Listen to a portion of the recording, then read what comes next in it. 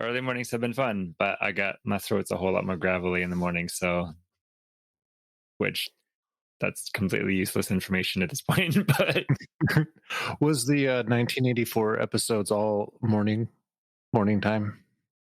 those were morning show energy, very much so. Great Divorce was mostly morning, although I think me and Jake did one episode at night, which was nice. It was fun.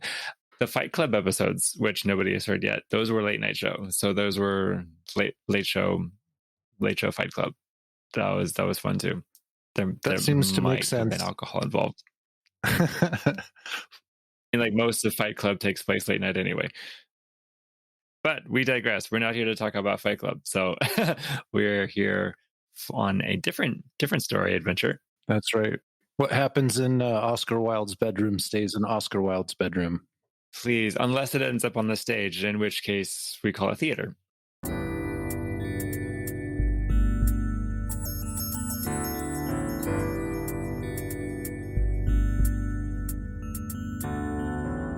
Welcome to the Word and Journey podcast. Conversations with friends about stories that shape us and make us think. And some stories that are just for fun. We're busy people reading books in realistic increments. Follow along in the book and join in the conversation, or just sit back and enjoy. Our aim is to unpack the story and offer you things to ponder. Either way, thanks for being here.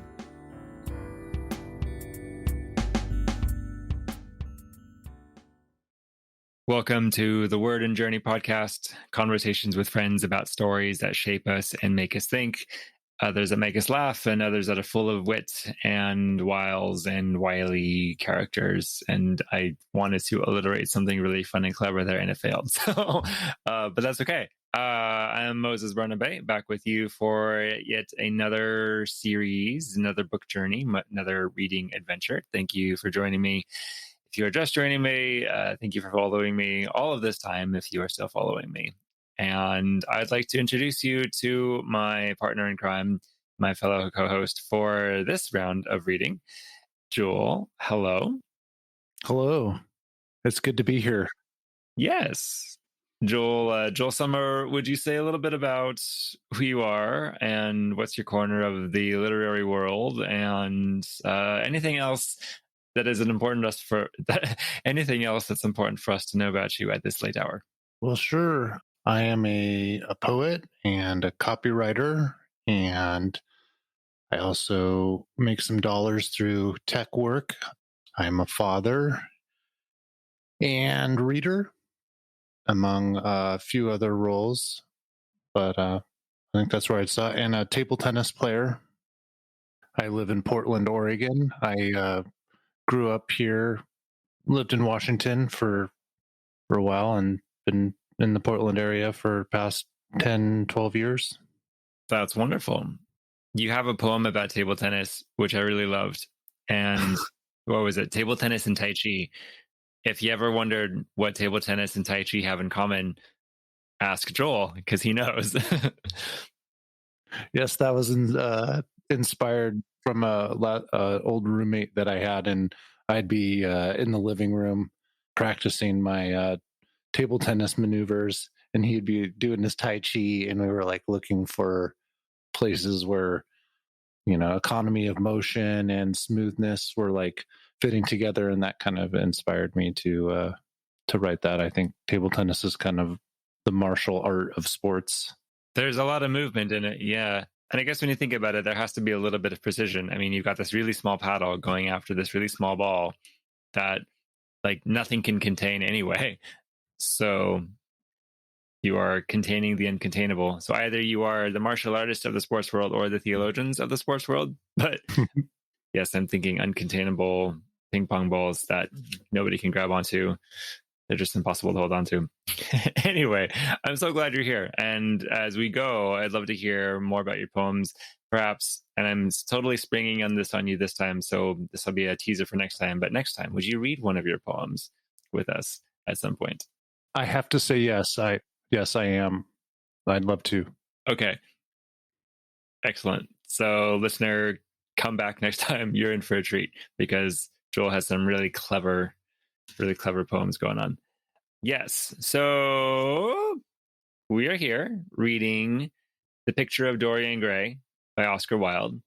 I am very excited about this. This is another book that I have not read, but I've wanted to read it for a long time. And I think I know, well, here's where we can talk about what are we bringing to the story, what brought us to the story. So my first exposure to the story, I think this is going to be really cheesy and dumb, it was through The League of Extraordinary Gentlemen with Sean Connery and others 20 years ago or more, and it was sort of like a Victorian England Justice League sort of thing. Like there was like Dorian Gray, there was some other vampire, there was Dr. Jekyll and Mr. Hyde, and some other superhero-ish Victorian characters all together in a movie with Sean Connery. And it wasn't really that great of a movie, but Dorian Gray was a character and he was kind of cool and just really intriguing. And so I always knew that there was like a story about him and there was a portrait in there and something to do with aging. And I just always wanted to read it. So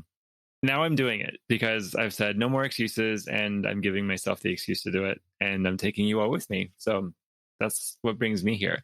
Joel, what brings you to the story, or what's your exposure to the story been?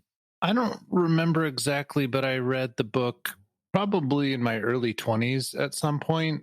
I was aware of Oscar Wilde, or the importance of being earnest, I think, and had heard that Picture of Dorian Gray was a great, or it might be his only novel. Actually, I'm not sure about that, but picked it up. I still have the same copy that I had, I don't know, I guess 15 years ago at this point or whatever. And, but I forgot how funny it is and how creepy. So it's been a delight to dive back in. And even though I kind of remember the general premise of the story, there's like a lot of the language and some, we'll probably get into it, but sort of like these running series of paradoxes that I find wildly entertaining. Yeah, it's very entertaining, very, very witty. This is the first I've read of Oscar Wilde. I saw a play. I saw the importance of being earnest performed once, and it was hilarious. And I'm definitely feeling that here. There's a witticism to this, and it feels written for the stage. Like it's meant to be just like out there and watched. But I want to. I've never done this completely on the show, but I want to like read in full the preface of the story, which is more directly from Oscar Wilde, the narrator. But I feel like it captures a lot of, I guess, his attitude coming into it, and it just is really interesting and very well poetically written bit of ideology. Anyway, I'll read it. We can discuss. The preface. The artist is the creator of beautiful things. To reveal art and conceal the artist is art's aim. The critic is he who can translate into another manner or new material his impression of beautiful things. The highest as the lowest form of criticism is a mode of autobiography. Those who find ugly meanings in beautiful things are corrupt without being charming. This is a fault. Those who find beautiful meanings in beautiful things are the cultivated. For these there is hope. They are the elect to whom beautiful things mean only beauty. There is no such thing as a moral or an immoral book. Books are well written or badly written, that is all. The 19th century dislike of realism is the rage of Caliban seeing his own face in a glass. The 19th century dislike of romanticism is the rage of Caliban not seeing his own face in a glass. The moral life of a man forms part of the subject matter of the artist, but the morality of art consists in the perfect use of an imperfect medium. No artist desires to prove anything. Even things that are true can be proved. No artist has ethical sympathies. An ethical sympathy in an artist is an unpardonable mannerism of style. No artist is ever morbid. The artist can express everything. Thought and language are to the artist instruments of an art. Vice and virtue are to the artist materials for an art. From the point of view of form, the type of all the arts is the art of the musician. From the point of view of feeling, the actor's craft is the type. All art is at once surface and symbol. Those who go beneath the surface do so at their peril.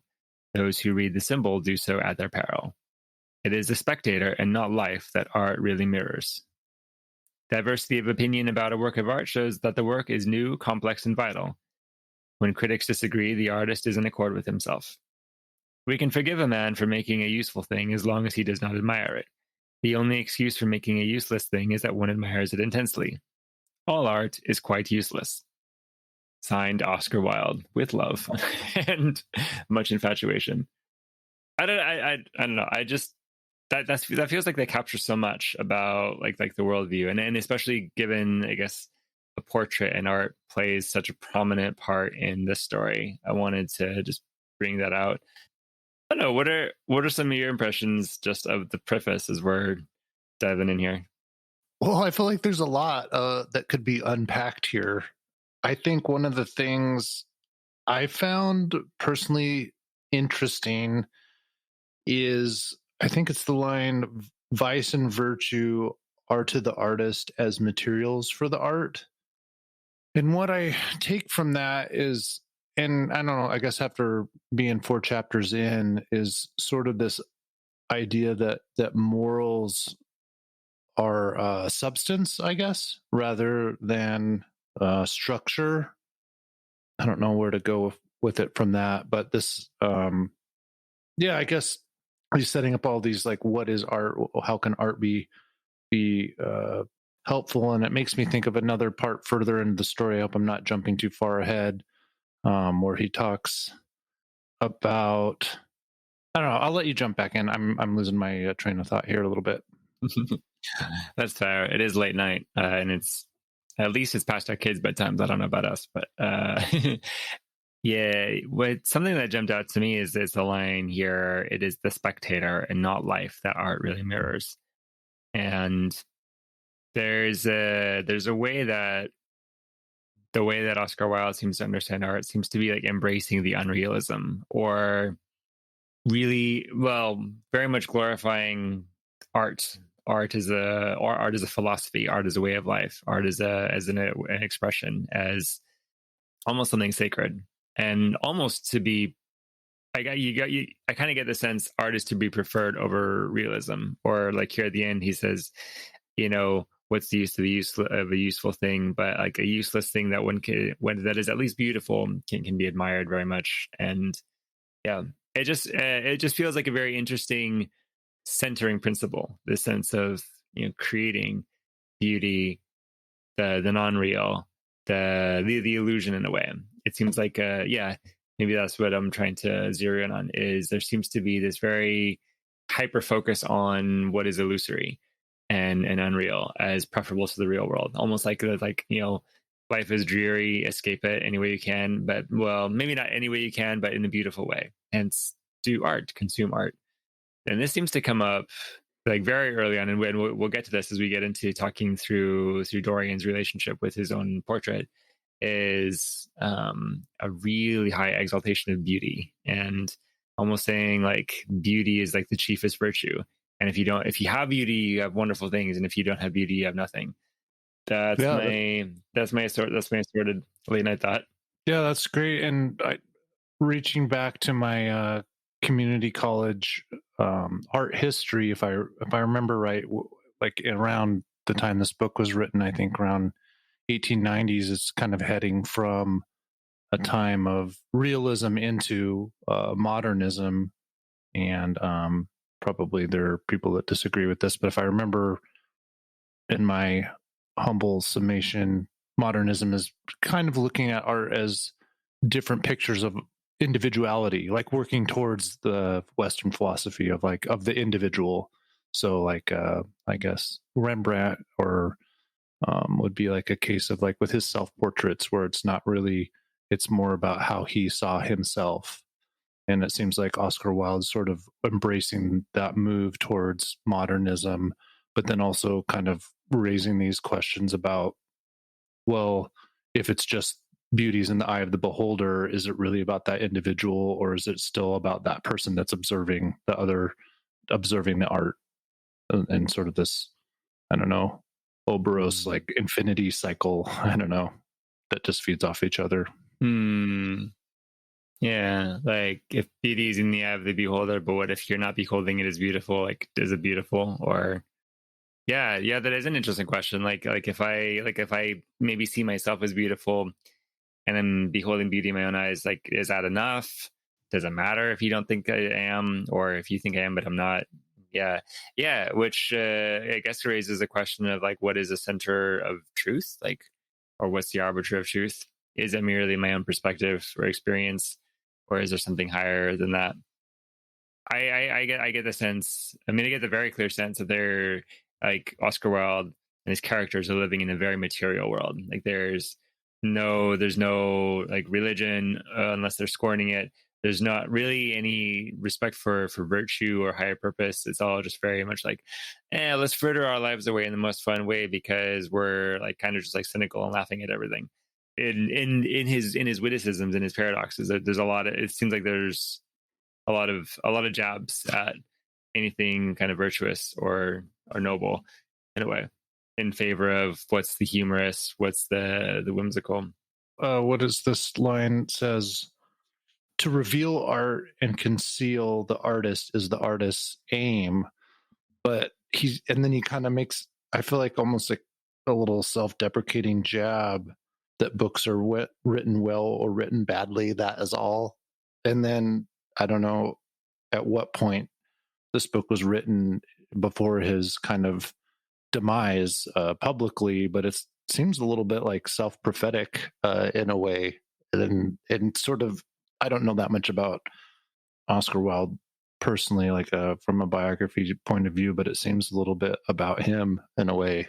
So I can kind of see that. I think that line stood out to me too. Again, it's capturing like the worldview, saying like there's no higher purpose. There's nothing really essential being communicated.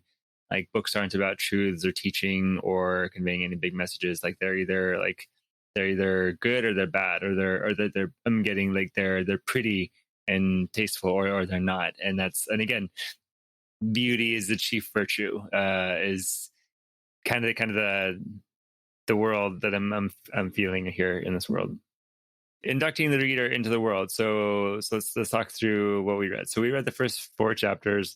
We aspired to 5, but we're busy dads, and I ran out of time. I'm trying to do too much.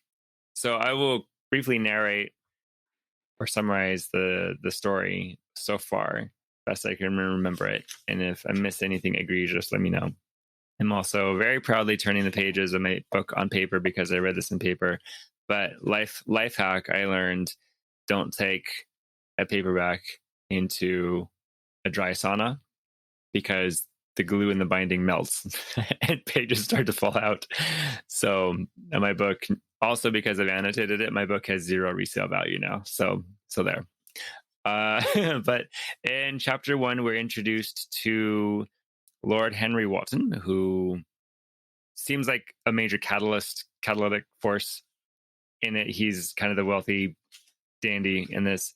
And Lord Henry is talking with Basil Howard, who is the painter of the portrait. And they're talking about Basil's complete infatuation with the subject of his portrait, who is Dorian Gray. And it comes out that Basil is completely infatuated with this young lad, and he thinks this will be his best ever work. Chapter 2, they meet Dorian. He's a young lad. Apparently, he's gorgeous.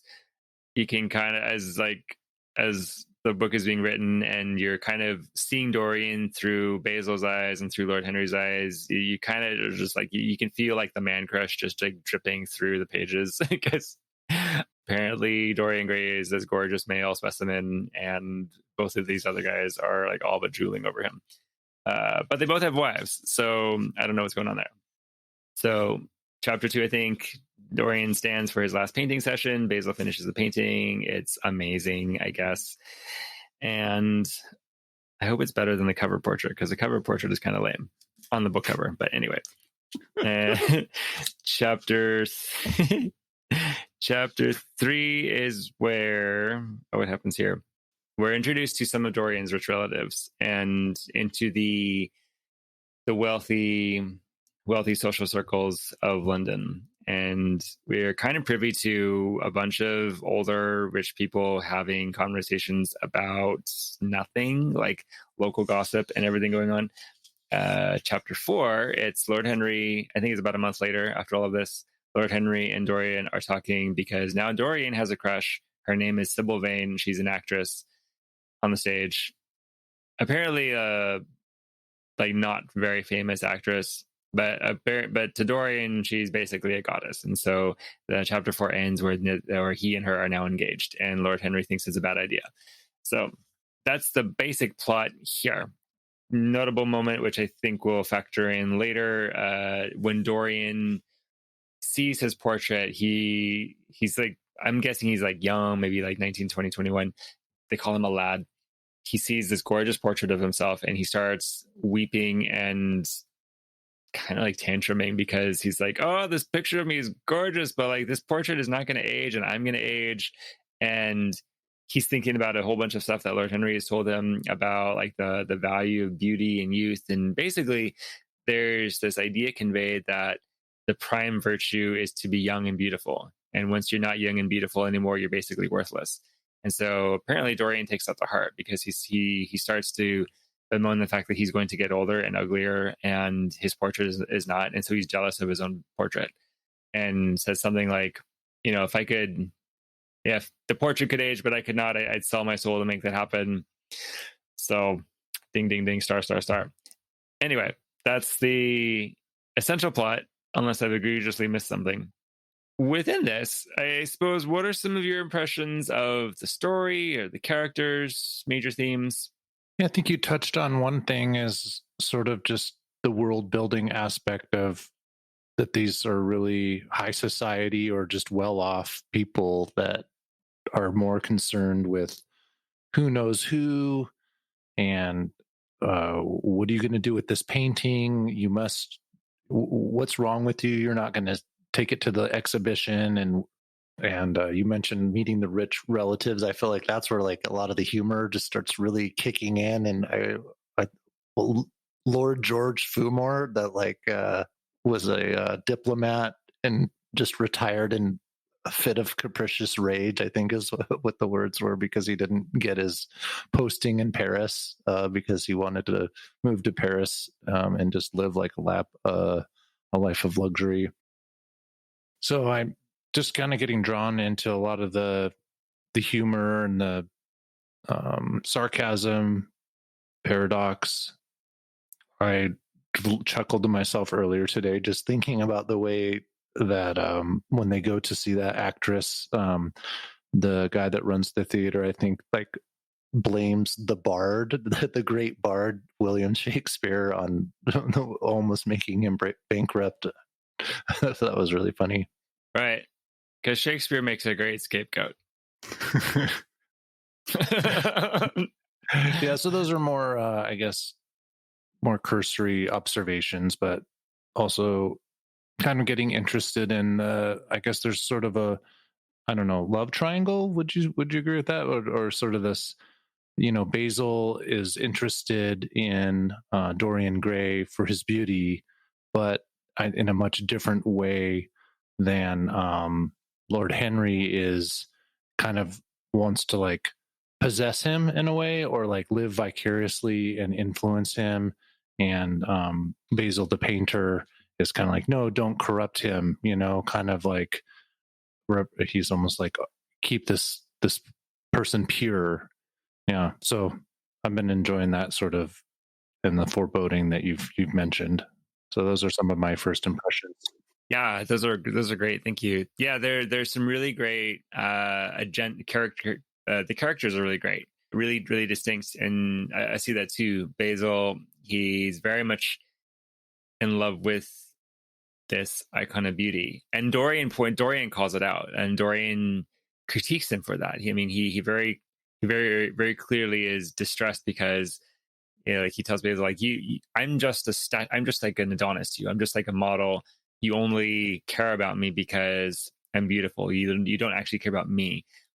That felt like a really powerful moment for me, because it was just looking at Dorian like wanting to be seen, wanting to be accepted, really for who he is. But he has the misfortune of being beautiful, and so therefore that's all that ends up mattering to the people around him. And that is different than Lord Henry, who seems to want to like sculpt him or initiate him, and that's how he gets his jollies off.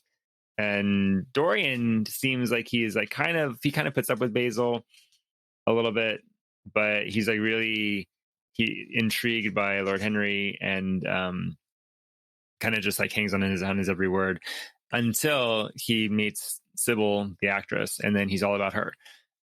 Maybe that will shift depending on what other characters come up. But okay, here was a line that I was thinking of. So this is Dorian's pushback against how Basil sees him. He says, "Yes," Dorian continued. I should do a fun accent. "Yes," he continued. "I am less to you than your ivory Hermes or your silver fawn. You will like them always. How long will you like me? Till I have my first drink, I suppose. I know now that when one loses one's good looks, whatever they may be, one loses everything. Your picture has taught me that. Lord Henry Wotton is perfectly right. Youth is the only thing worth having. When I find that I am growing old, I shall kill myself." They're very dramatic in this story, which I suppose is a decent like writing technique. And again, especially if it is written for the stage too, I mean, pushing all of the characters into really extreme roles kind of makes sense. It makes for good entertainment, which again, I mean, if that's the primary goal of the artist or the primary virtue, to be entertained, then I mean, these extreme characters are very entertaining, but also like really, really unhealthy. My counselor brain is like going off all over the place here. You're like, these guys are obsessed. No, I think that's a really good observation, and just how dramatic everything is. And most of the characters seem to be interested in how dramatic their stories are playing out. And after Lord Henry goes to get, kind of quiz the uncle, that Fermor, I believe, that kind of knows the who's, but like he's a little bit older, so he may not know the newest stuff, but he kind of has like the family lineage in his back pocket, and he can be like, oh yeah, this person married who. And then I highlighted a part after he kind of finds out sort of Dorian's sort of tragic comings of like of his mother. The line is, he would make that wonderful spirit his own. There was something fascinating in this son of love and death. So it's like almost, I don't know, to call Dorian Gray the son of love and death because of his mom basically had this very short relationship with a soldier, right? Am I yeah, with a soldier in the military, and then just something went awry, and then she passed away, I think not long after Dorian died. So he's kind of like this love child, I guess, or it comes from this tragic upbringing, and then Henry wants to I don't know, make him his in a philosophical way, like fulfill him with his ideas and philosophies of more of pleasure. And you kind of see that in the way that like when he goes to that dinner party. When I say he, I mean Lord Henry. I believe it's lunch at his Aunt Agatha's.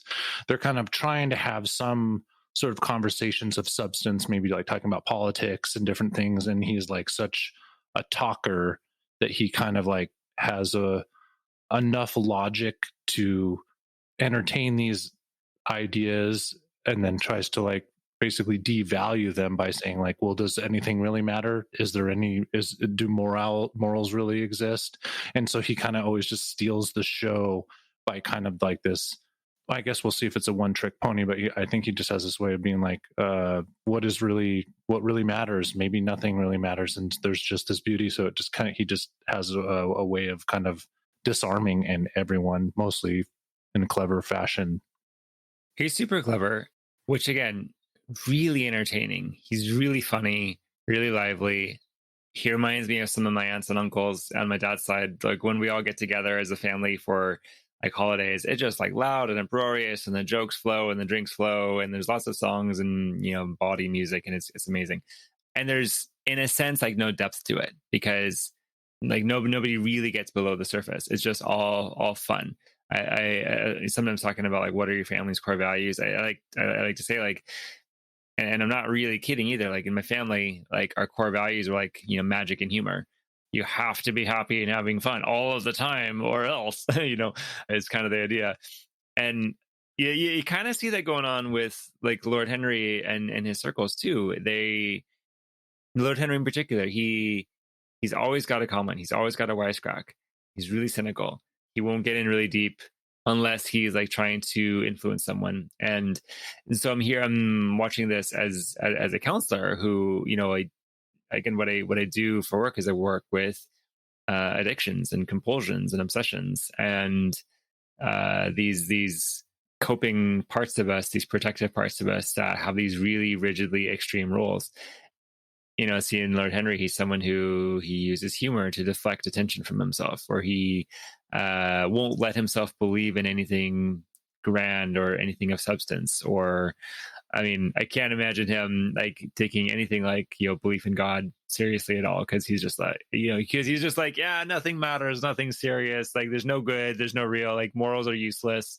There's a line somewhere. There's like the only thing worse than being talked about is not being talked about. Like, which is fun to say and to quote, but then it's like, but like, how does one actually sustain that sort of lifestyle? And Dorian starts to get into there too when he talks about. There's some point when Dorian's going on and on about Sybil, where I'm forgetting exactly what he says, but he's talking essentially about like going out, having all of these new experiences, basically novelty seeking, which tends to be a hallmark of addictive and compulsive behavior. Is always the next new thing, always the next new risk, always the next new thrill. And a major thrust of that, one gets into those patterns usually because they're trying to avoid something or relieve some distress.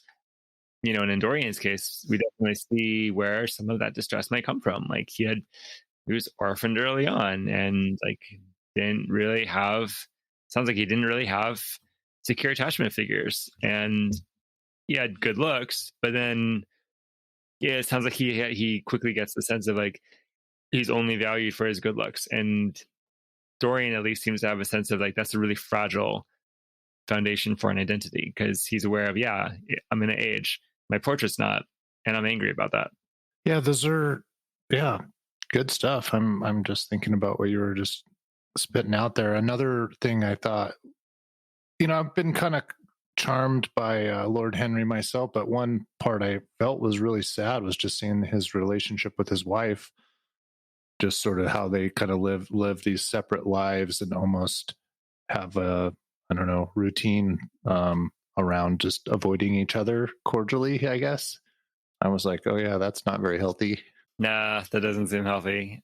Tell me if you saw this too. I don't think it specifically said he's like sleeping with other women, but you kind of get the sense of like he's probably sleeping with other women. I don't know. Maybe I'm judging prematurely and being mean, but he seems like the kind of guy who would be having a bunch of affairs. I got the sense that they both were, from the way it was kind of written. Well, that makes it all the better then. I don't know. I don't know. I think the sad line for me was back in chapter 2 when it's Basil, Lord Henry, and Dorian, and the painting has been finished and unveiled, and they've all seen it.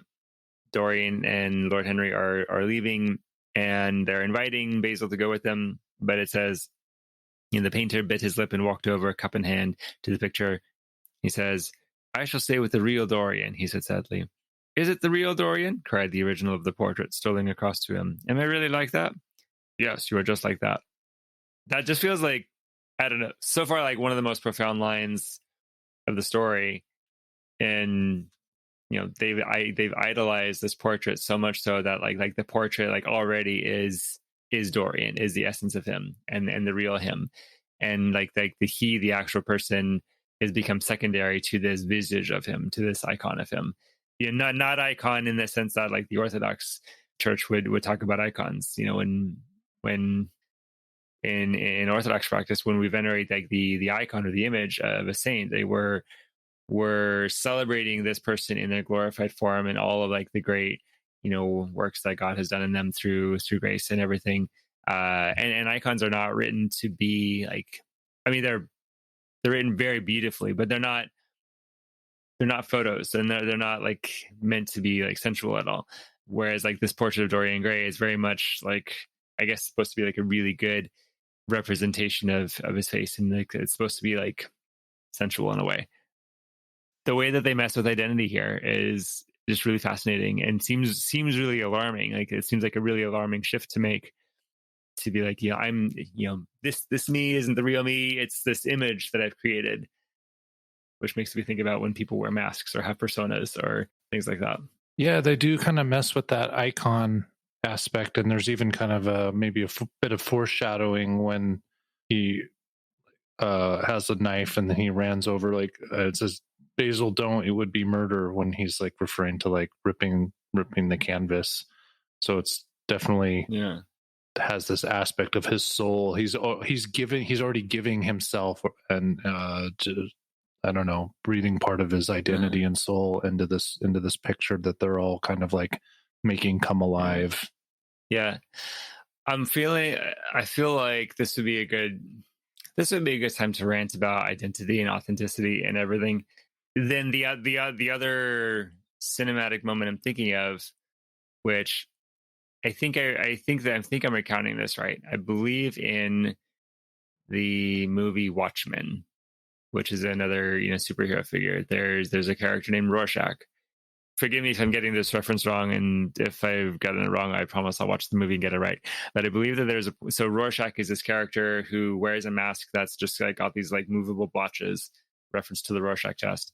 And I believe at one point his mask gets taken away, and he rages about it, shouting, "Give me back my face! Give me back my face!" Because the mask has become him. It's become his face.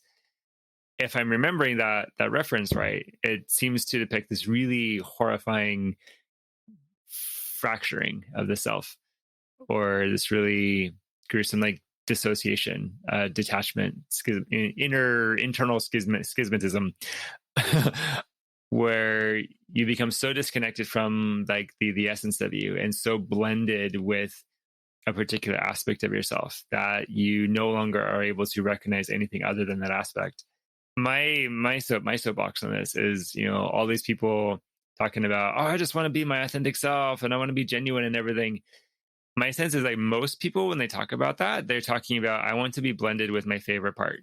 I want to be extremely into like one particular aspect of me, like my artist self or my sexual self or my traveling self or whatever. And I think for a lot of people, when they talk about authenticity, what they mean is path of least resistance, or that persona which gives me the most comfort, pleasure, security, something in the world. Like not actually the real them. The real them would be someone who's really open, really curious, really fluid, really grounded in all of the senses and able to be really present with all feelings and all emotions and all realities and not run from them. And that's just not what I see in most people. So I don't know. In this question here, and the book raises, like, who's the real Dorian? Is it like the really perfectly captured image on the canvas, or is it the ever changing, dynamic, real, able to impact the world around him lad who is gonna age and get wrinkles? And I think I'd be very sad if it ends up just being the painting. Or I know I'm already feeling sad on behalf of the character that he's not able to see himself as the real Dorian, but just this hunk of flesh. Anyway, I've rambled a bit. What do you think? I guess the first place mine goes about authenticity is social media, I guess, and avatars. I can remember getting my MySpace going, in my early 20s, and just how important it was for me to like have my best profile picture I could get, and I wanted my coolest friends to leave comments, and I would be looking at my other friends' MySpace pages, and then later on, then I had Facebook, but kind of same thing. It's kind of like I'm trying to craft a portrait of myself that's the best version, not the most authentic version, but like the one that I think people will like the most. I think that that's not necessarily an unhealthy thing, and I think we definitely have versions of ourselves that we bring to our churches and to our jobs and to our families, and having different aspects to our personas, I don't think is necessarily unhealthy, but I think there's certainly a line, and I think this book would probably show us where things might go wrong with persona. But yeah, I think, and then just the way technology has affected our lives and how important, I guess, a lot of people's social media avatars or the things that they say on Twitter or whatever it might be become so important to them, a part of their portrait, I guess, whether that's a tweet portrait of like agreeing with the right things that their friends are agreeing with in a political sense, or like interest, if they're young, if you're maybe listening to the right music, or just kind of makes me think about what you said about the authentic self, and like how we all, or how I might try to do a little more to bring that, I don't know, just healthily reveal some aspects of vulnerabilities that might be good to share in other aspects of my life. He captures something really potent in how you talk about that, and I love the way you compare like this portrait idea to the social media avatar, and if we're gonna try and extract something useful out of this, the like a reflection of like what's the portrait that I painted myself. Or actually, I mean, I think it would be a really great point of mindfulness for people to really look at like, how am I representing myself to the world? And again, it's not always going to be bad that in the way that it happens. And there are times and places to very specifically and intentionally consider how you're representing what you're representing. I'm thinking in the case of, say, I mean, yes. So for me as an Orthodox Christian, like it's very important for me that I represent well the faith that I practice. As me as a counseling professional, it's very important for me that I represent well the field that has become my livelihood. And we could say there's probably a healthy version of that, but then taking this to its extreme, and here we could pick on, like, famously we pick on like the Instagram lives, being like, oh, these Instagram people who they're always like, their hair is perfect and they're always smiling and their kids are clean and their houses are clean and there's these nice soft focus filters and they just look like they're having so much fun all of the time. Or you always see pictures of this person on vacation in Italy or something, and they're just like, it's a portrait, it's a mask, and it's unreal to the point of absurd. I guess the opportunity would be to look and say, okay, so for someone who does that, no judgment at all, because I am very much tempted. I would like, if I could do that, if I could pull that off, I totally would. But the reflection opportunity would be, okay, so let's say theoretically you didn't do that. You didn't curate this image of yourself and maybe showed yourself without makeup, or showed your house kind of messy, or when someone asks you how you're doing, you didn't say fine. You said, actually, I'm feeling blank, like an actual emotion. What would be some of your concerns? Like what, like you were saying, Joel, like what, this brings in this question of vulnerability. Like what is it about vulnerability that scares us? And there might be some really real things, but it would be good to think about those, talk about those anyway, because I think we miss out on a lot when we hide behind our portraits. Yeah, I don't know where to go next with that. I think, like many people, I'm like, let's just get off of Instagram. But like many people, I say that, and I don't do it. And I think we talked about, there's a healthy way to do it too, because I think we've all seen people that front create a negative portrait, maybe like a drowning person, or like a person that's just a cry for attention, and like that's really hard to deal with too. I don't know, like I don't want to look at those people's social media posts either, even though now I'm feeling in this moment a little more empathy for them than I have. But it's sort of like, hey, get off your soapbox, and this is not the place for that. But I don't know, I think now I'm rethinking that a little bit. Like, what could I do to maybe try to reach out to someone that is using social media in a more authentic way, even if I am being judgmental about where they're coming from and maybe how they've created their own problems. But hey, I've created many problems for myself too. So yeah, me too. Yeah, it's a good question, and a good area to explore. How do you see yourself seeing others? It feels like, it could be useful. I sometimes will.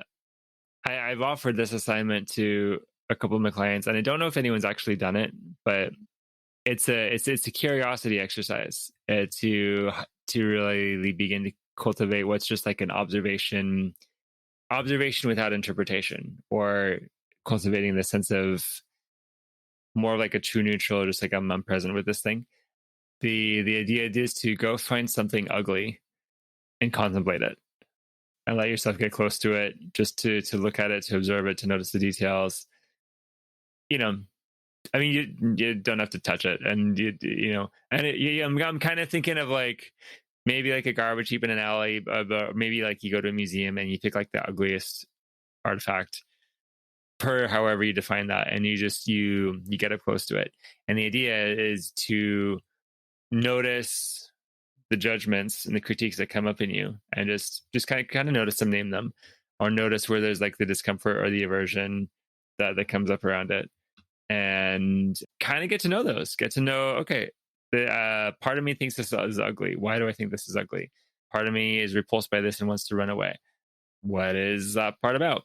And I don't think anyone's ever taken me up on this, so I'd be curious to see if anyone listening would do that. If anyone does that, like, let me know how it goes, because I'd be curious to hear what you learn about yourself and the world. And then go contemplate something beautiful and be inspired, because we need that too.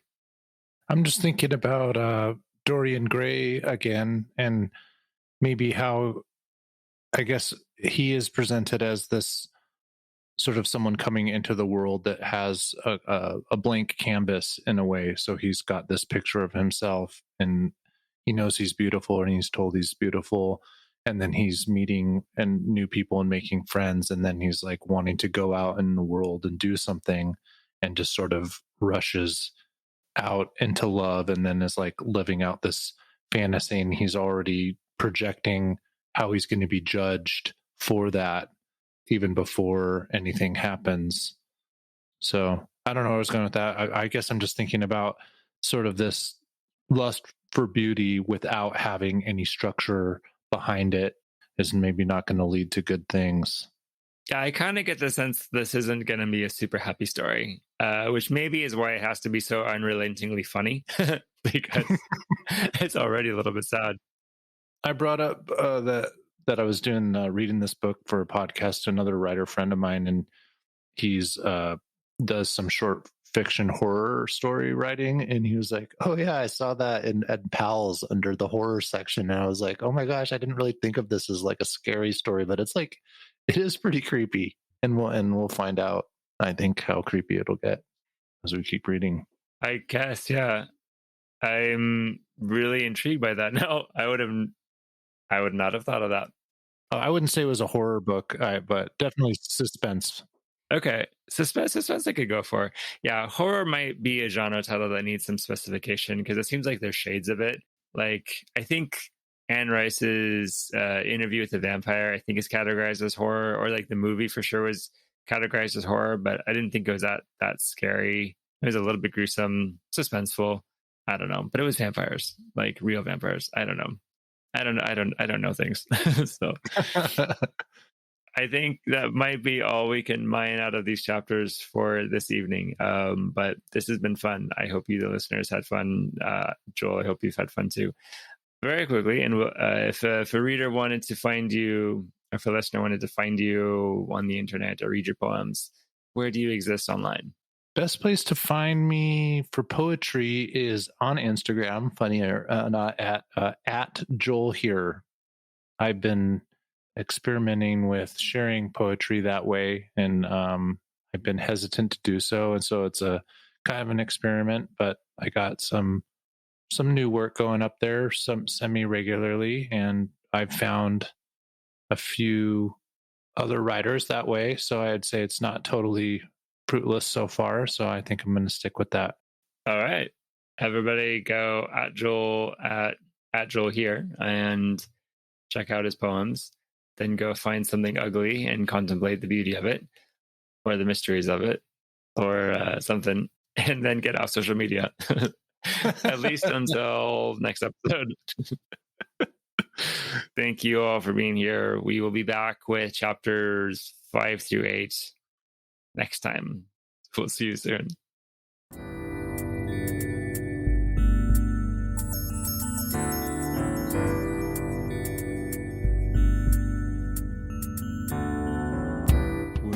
Journey is a podcast by Moses Bernabe. If you like what you hear, consider supporting the show with dollars, reviews, or shares, or all of the above. Word and Journey can be found on most major podcast platforms and on my author Patreon at patreon.com/Moses Bernabe. Moses Bernabe can be found at mosesbernabe.com. Contact info for my most excellent co-hosts can be found in the liner notes. The podcast logo was designed by TJ Todd, with additional development by Moses Bernabe. The theme music is by Aaron Esparza. This episode was mastered by Breakfast Puppies. Thanks for listening, and see you next time.